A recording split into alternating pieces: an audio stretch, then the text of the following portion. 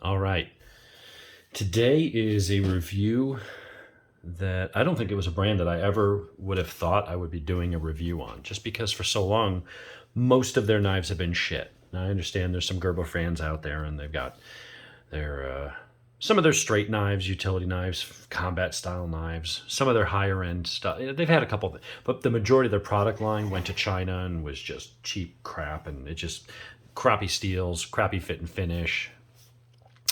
So I really, because I have mostly like, pocket folders that I can carry around and stuff, not the bigger fixed blade knives and stuff like that. So it was just a brand I pretty much had written off. But I saw a couple reviews and saw something interesting coming out of them. Kind of like how Kershaw started its launch automatics, made in the US, better materials, better designs, and, much better than the cheaper Chinese, gas station level knives that Kershaw had kind of been focusing on for years. SOG, the same thing with their XR line, kind of stepping up the materials, stepping up the design, better fit and finish, more expensive. You've had to pay for that, but definitely making better stuff. And apparently Gerber is also getting into that. So today is the first Gerber I have bought since probably the late 1990s. I think it's been that long since I had one. Actually, I think I probably still have one somewhere in the back of the closet. It's a like one of the older Gator folders with a serrated, half serrated edge. And, for something you throw in the tackle box or whatever, it's pretty cool. But anyway, so what do we have? That? Ooh, maybe I'll eat that later. Oh, no, wait, it says don't eat this. Good. Thank God they put that on there. Like you're going to open up a knife or a computer or television or something that has one of those and go, ooh, a tasty snack. Anyway, so what do we got? Cardboard box. This thing is zip tied in there. So I guess we shall have to cut that. So let's see if we can do this without me cutting my finger. Get that little Tonto edge up under there, and there we go. That is my Civivi. We'll leave it out there for size comparison. That's the new Brazen, which I finally put a good edge on it, and now I'm much happier with it. So what is this? This is the new Gerber. What the hell is the name of it? Sedulo. So this uses the Axis lock that was made famous by Benchmade. Has, I believe, ball bearing pivots. It is using S30V. Yeah, S30V. It is made here in the US, in Oregon. Very deep carry pocket clip. And I also like what they did here where they kind of milled that out so that you can actually get your, whatchamacallit, Torx bit in there properly. It is ambi, so if you're a lefty, switch it over to the other side. The handle is FRN, some kind of plastic. Feels a little cheap, but we'll go into the rest of the knife. But it does have full steel liners, so it's not, and it has standoffs here. So that's not flexing at all. that is very stout. So, okay, so the plastic feels a little, but it's grippy. It's got some nice texturing right there. You can get these. You can choose the color. You can go to their custom shop and pick the color of the handle, pick the coating of the blade.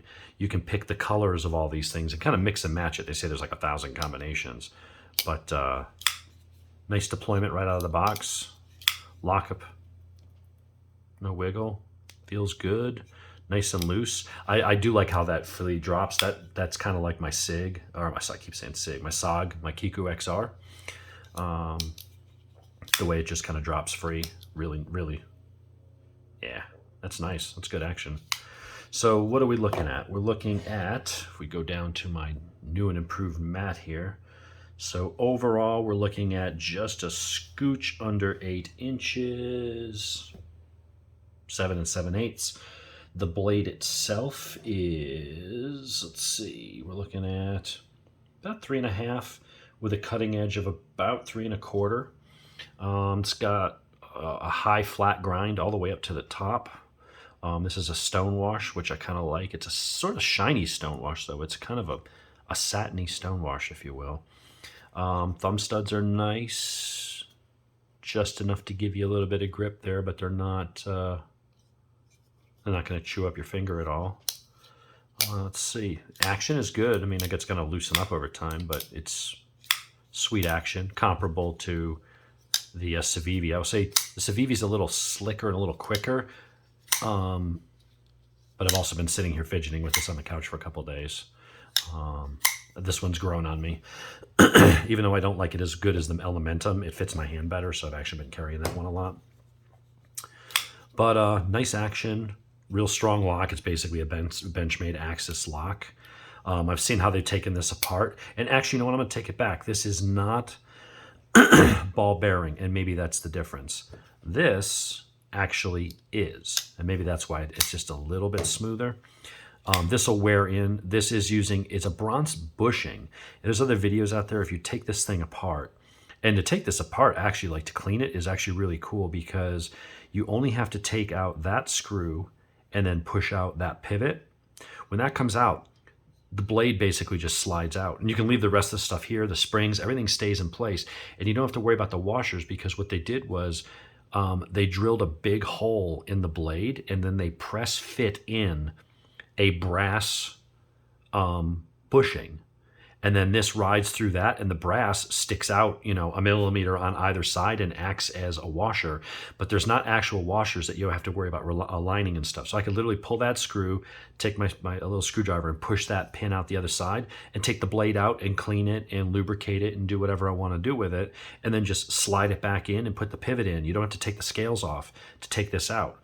And that's really hard to do on other knives that have ball bearings or washers because you'd be trying to insert this and slide that back in with the washers basically just sitting on the side of the blade, and they'd be moving around and you'd be trying to align them all from both sides, and it would be a real pain in the ass.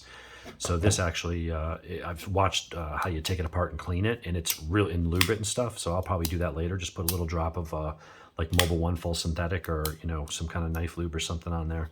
But it's a good action, and it certainly closes easy.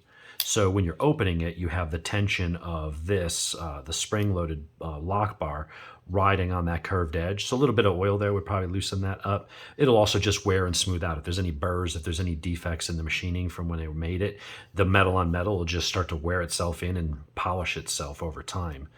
But still pretty good smooth action, and certainly closing one-handed. I mean, you got some, it's not quite as flippy as the, whatchamacallit, as the SOG, but it's pretty good considering that this is right out of the box.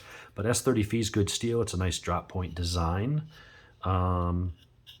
Sharpness is the one thing I've heard that's decent, but it's not the sharpest knife out of the box. It has to do with the edge geometry. It's a little not as fine. It's a little bit of a bigger angle, which is probably better for durability and heavy use, but it's not going to have that hair popping sharpness right out of the box. So if we just take a thin, well, actually, I mean, it's not bad. It doesn't feel that sharp, but it's certainly slicing it. That's not bad at all. Simple push cut. Yeah, push cut it on flimsy paper like this. On a cover, that would be thicker paper. But if I do a simple push cut, I mean, it sort of does it a little bit, but it's not as near as sharp as other knives. Yeah, see how that one, now that I've sharpened this is one that I was complaining about the edge from the factory I wasn't impressed with. But I've got one of those Lansky things that clamps the blade, and then you have a guide you can pick, and I use the 25-degree one. That seemed to be a good all-around, you know. You can get sharper and make it more like a razor, but then that edge will require more maintenance and stuff. It'll dull out a little bit faster because it's thinner. But, I mean, for out of the box, I mean, yeah, it's plenty sharp. I'm not going to complain about that. I might touch it up a little bit. But quick size comparison, Spyderco Paramilitary 2. Of course, my Civivi Brazen. One of my other favorites, the CRGB Crag. So it's right in that kind of size. It's pretty much right on par with that. And I mean, an itty bit, tiny bit smaller than that. So it's a good sized pocket knife. It's not real small. What I liked about this was that it looked kind of like Gerber's take on the Benchmade bug out. I really like the bug out. I look at it and there's something about the lines. I'm like, I want to own that knife. And every time I pick one up and I'm about to buy it, it's just too thin this way. It doesn't fit my hand. It feels kind of flexible and stuff like that. And so I'm like, I can't bring myself to spend $149 on something that to me, feels like a toy. It's just too flexible. There's a lot of play in there. I know the materials are good. I know they're not falling apart. I'm not saying that, oh, it's flexible, it's going to break. To me, it just doesn't feel like a heavy duty knife, and it comes down to the comfort. When I grab that, it's so thin this way that I'm really having to pinch my hands. And if I was carving or doing something, more than just opening boxes and cutting paper and, minor tasks, boxes and stuff like that, I feel like that would be, it just wouldn't fit my hand right. So this, I've got big hands. I can get a full grip on it. As far as a reverse grip, very comfortable, no hot spots. This is a very deep pocket clip. What I also like what they did was, if you look under there, if I can get the camera to focus, let's see. You'll notice that pad, there's a very small square where this puts pressure on. They don't jimp it there. So taking this jimping, a lot of times that's a problem. And it's a little thing. It's very small. I mean, it's easy to overlook when you're building a knife. But when you've got that jimping there, especially G10, that's really, it's a hard substance. You're sliding this in and out of your pocket, and you have the clip putting pressure on it, and you're basically applying a file, and you start wearing holes in your pants, which, that's not cool. So what they did was, that spot where this would be exerting pressure against the fabric of your pants is smooth. So it'll glide right over it. It won't chew it up. So very nice touch. I mean, for good materials, for Gerber to make a US made knife using I would consider a fairly premium steel. It's not a super steel, but S30V is a good steel. It's a nice blade design. I don't have my scale up here, but it weighs little less than the paramilitary. Not much. But it is a little bit lighter than that. It's certainly lighter than the Krag. And it's basically, I would say, these are about equal. It's got to be around the 3.5 ounce or something like that, 4 ounce. It's a light knife. But I'd say the only downside, I wish they'd use G10 or something. For $100, you are getting good steel. You are getting a good lock. You're getting a good design. You're getting a knife that's easy to maintain. You got a deep carry pocket clip. The deep carry pocket clip doesn't screw into the plastic. It actually screws into metal underneath. So you're not going to have to worry about stripping that out. You can put a lanyard hole, but it's kind of out of the way. So if you don't want to use it, it doesn't have anything protruding like there, which may just not so much a hot spot, but because it's narrower and smaller, you could get a little bit of a hot spot. Any pressure you put on this, you want it to be distributed over a wider area, so that you don't get those pressure points. Here, same thing. It goes through there. So here it's kind of hidden, but you do have a lanyard hole. I've never used one, but I think in some ways, it would be a little cooler if it was a flipper like this, because I think flippers tend to give you just that little bit of extra leverage to really snap it open. But I understand the reason why. Here, my locking mechanism is all down here. It's a liner lock. So I don't really have anything going on up here. Up here, you've got the blade stop, you've got the locking mechanism and stuff. You can't really get a flipper going through there. So I get why they don't do that. But it's a nice looking knife. It's good steel. It fits the hand well. You've got jimping here. You've got jimping on the back.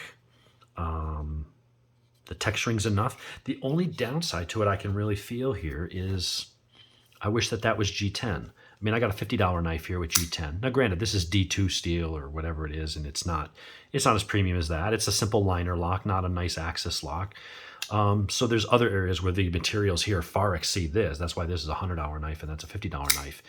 But it would have been nice, instead of having plastic, if they had actually just gone and put some G10 scales or micarta or something on there. Maybe they'll have some more premium ones down the line. But that's really the only complaint I can see about this. Blade centering, perfect. Which should be when you don't have a liner lock, because you don't have that pressure of that bar pushing the blade to the side. Although that's pretty much perfectly centered. It's about 55%, 45%, so close. Certainly not enough that I'm going to be concerned about it. But when you get into other locks like these and stuff like that, that aren't putting that pressure on the blade constantly, you tend to get good centering. But it's light. It feels good. It feels strong as shit, man. I'm not getting any flex. I'm not getting any feel of any give. Even on this, you can even probably see a little bit. It's not like the bug out, but you can see that moving. And so those extra standoffs in the back and those full length steel liners are really doing their job, man. That I feel is like a heavy duty knife while being small and stuff like that. So anyway, that's the Gerber, and they've got some other designs too. There's probably should have looked that up before, but you can Google it. Go to their website. You'll see that they've got their new premium line. They make them in small batches. They make them here in the US. I'm struggling to find anything wrong other than a little bit of plastic. But Benchmade, some of the Benchmades, I mean, you pay $100 or whatever for the normal Griptilian, which I feel like this is a little bit of a competitor to. It's almost like if you took the bug out style blade and you took and here you took the Griptilian more thick plastic handle and you kind of added them together, I feel like this is what you would get. You would get a grip till out, or whatever you put those two words together, come up with your own name. But that's what I kind of feel this looks like and feels like it. The handle feels very Griptilian, but the blade's a lot more like the bug out. But it's nice, light. Oh, man, I like it. I mean, I feel like it fits in perfect with these. So I'm hoping this works for Gerber, because they're a name that used to stand for quality. And they've had some cool designs, the Fairburn, and they've had some folding and tactical and fighting knives over the years. The old Hersey Ranger was a great little pocket knife. Go buy one today, it's a piece of shit. You feel it, the blade doesn't snap open properly. It looks like it cost a Chinese company $5 to make, and now they're charging like $30 for it. It's an absolute hunk of junk. And that's why I just have not considered Gerber for the longest time, because they just didn't make a lot of quality knives in the $50 to $100 range that were appealing to me. But I figured, you know what? They're getting back in the game. And for $100, I'll try it. If I don't like it, I'll sell it or something, or give it to somebody, a friend as a gift or something. But I'm definitely digging it. I think it's a great little knife. I think it's very cool. So give that one a try. The reports of the edge geometry being off and it not being sharp out of the box, I mean, just on a simple paper slice. So I guess I could cut the box up. I guess I could cut into some cardboard here. That's fairly tough cardboard. I mean, it certainly seems to slice right through, nice and clean. Let's compare it. Yeah, actually cut a little better than that one. How about the Spyderco? Spyderco goes nice and I mean, they're all cutting about the same. The one I think might actually be even better would be that Krag. Yeah, that one makes good work of it too. This is very dense. It's not very thick, but it's not like normal cardboard where it has the air gaps in between. That's actually solid, if you can see that. So that's fairly tough stuff to slice through. I had to put some good pressure, but all of them, I mean, it didn't perform any better or worse than any of these, and these are all great slicers. These are all really good sharp knives now. So anyway, check it out. This is the Gerber Sedulo, and go to their website. You can get all different colors. They got a couple colors on the handles. They got a couple different blade styles. I think there's satin, there's stonewash, there's a black coating, and then you can actually go in and customize it. And I don't even know how much extra it costs. It's only a couple bucks. But you can go in and choose what color hardware and standoffs and things you want. So if you want to have red or green or something like that that really pops and have it be kind of unique, you can do that right from the factory. Just order it that way. They'll build it for you right there in Oregon, and they'll ship it out. So pretty good little knife. I'm glad I gave Gerber another shot. I was opening this, just came from UPS, and I was like, oh, please don't let this thing suck. Because it is $100. But it doesn't suck, guys. And maybe gal. Maybe they got one female in my audience. But that's what we've got today. Gerber Sedulo. Very cool little knife. Definitely going to add that into my rotation. In some ways, we're talking about the plastic handles and stuff. I mean, that's what this thing is. I mean, is that G10? I don't know what the damn... It's been so long since I got the Paramilitary 2, and I'm not digging at this knife at all. I love the Paramilitary 2. From my other video, if I could only have one knife, it would be between this and the SOG Kiku XR, with this barely edging out the SOG. Just because it's got a longer, thinner blade that I think, while not as heavy duty as the SOG, probably lends itself more to general use in food prep and anything else like that, as opposed to the SOG, which is like a heavy duty knife that you could, you know, puncture a 50-gallon drum, metal drum and stuff like that, but might not be as good as, you know, making a sandwich or prepping dinner or something like this. So this would probably be, if I could only own one knife, it would probably have, out of what I own currently, it would probably have to be something like that. But I would say, I mean, this has a plasticky kind of handle. I mean, it might be G10, but I don't know that it is. If it is, it's a different texture than G10 here. But maybe it is. Yeah, I guess it probably is. But you know what? When I feel that, it doesn't really make it feel more expensive. Like G10 feels good on some knives. It just depends on how they do it, whether it's contoured, is it supported properly by a liner underneath. You know, that one's got a little bit of flex to it. That one does as well, and that has standoffs. But then when I go to this thing, it's like, if it's plastic, but it feels like a freaking rock. There's no flex. So that's just my only little niggle. Would be, it would have been cool just to see a slightly different material.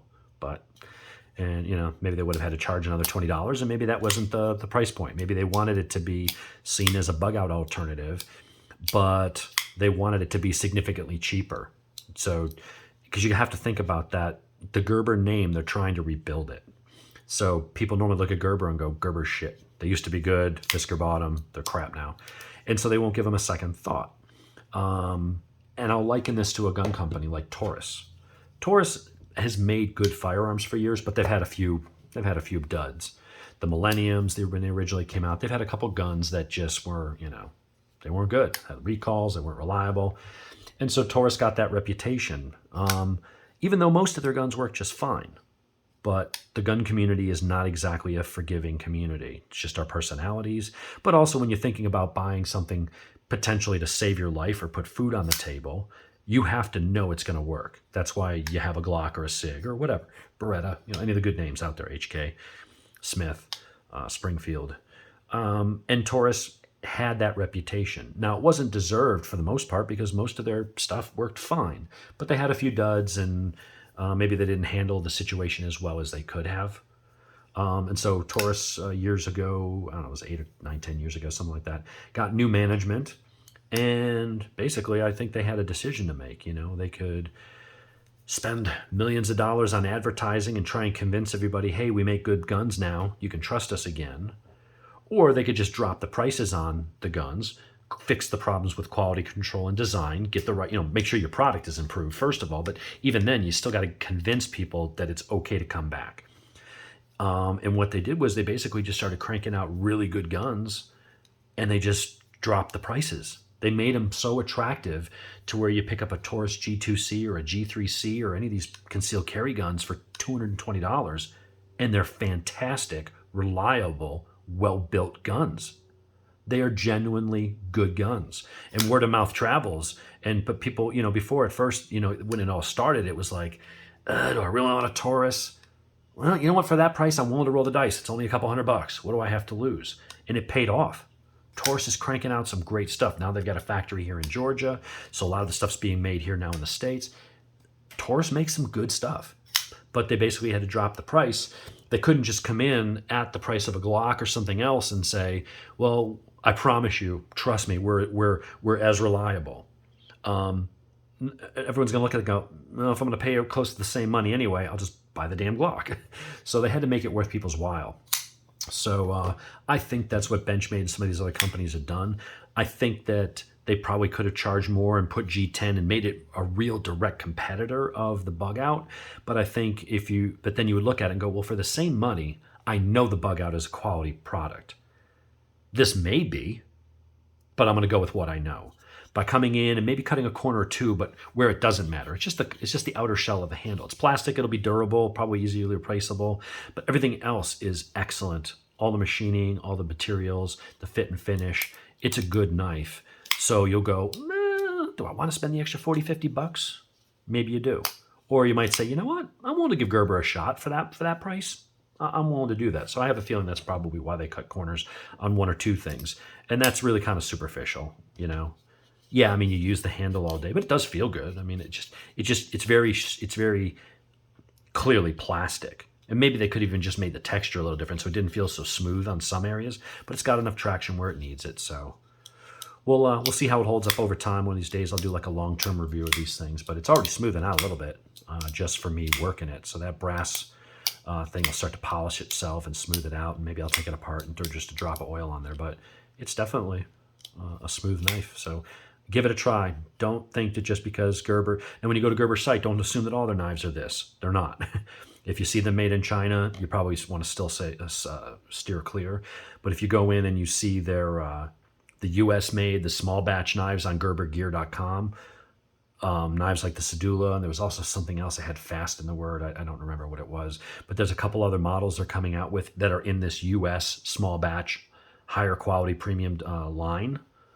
Check them out. I like it. Like I said, it feels like a Griptilian and a bailout or a bug out got together and had a baby. So pretty cool.